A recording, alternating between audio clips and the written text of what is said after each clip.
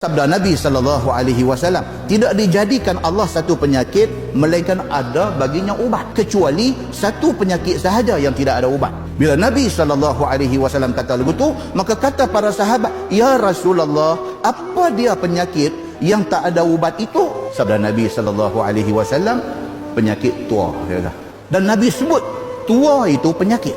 Pasal apa tua ni penyakit? Sebab pun dinamakan tua itu penyakit kerana tua itu membawa kepada binasa. Dia kata, tua ni otak bergeliga, cakap pandai, macam mana pun tua juga.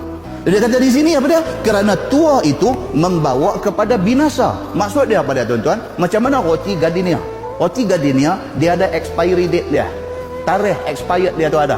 Expiry date dia dah ada tulis dah, kata 20 hari bulan. Kita pergi kedai 20 hari bulan. Kita pergi, kita nak beli roti ni, tengok 20 hari bulan, tapi duk cadang roti ni bukan nak makan hari ni, nak makan esok lusa. Tak usah belilah, pasal dah expired. Sama dengan manusia, tiap-tiap seorang daripada kita ni ada expiry date. Expiry date tu apa dia? Tarikh mati kita. Tetap dah, tak boleh ubah. Tahun lepas dengan tahun ni kita lagi dekat dengan tarikh kematian kita. Tahun ni dengan tahun depan tak tahu berapa hari lagi tinggal dengan tarikh kematian kita. Macam itulah kita ni. Tak usah macam mana kita ni, kita mendekati tarikh expired itu.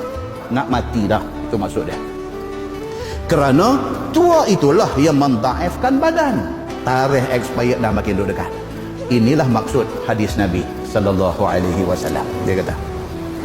Dan dia kata kerana tua itulah yang menyebabkan badan jadi daif, jadi lemah, dan sakit situ dan sakit sini, sampailah membawa kepada mati. Dia kata, dia main lepas satu-satu, dia main lagi worse ni apa dia tuan-tuan? Dia mula dah kencing berak tak boleh kontrol. Habislah tuan-tuan, hak zaman muda, handsome, segak, cakap pandai, duit ada apa semua ni, bila dia main peringkat dia pakai pampers ni, habis duit pun tak ada mana, apa pun tak ada dah masa tu, melainkan mengharapkan ihsan anak-anak tolong jaga. Macam inilah rotation ataupun pusingan hidup kita ni, macam inilah. Itu sebab Islam dia buat main apa? Dia suruh kita buat baik dekat orang-orang hak sakit macam ni. Pasal ke depan esok kita nanti sakit, mudah-mudahan ada orang nak buat baik kat kita.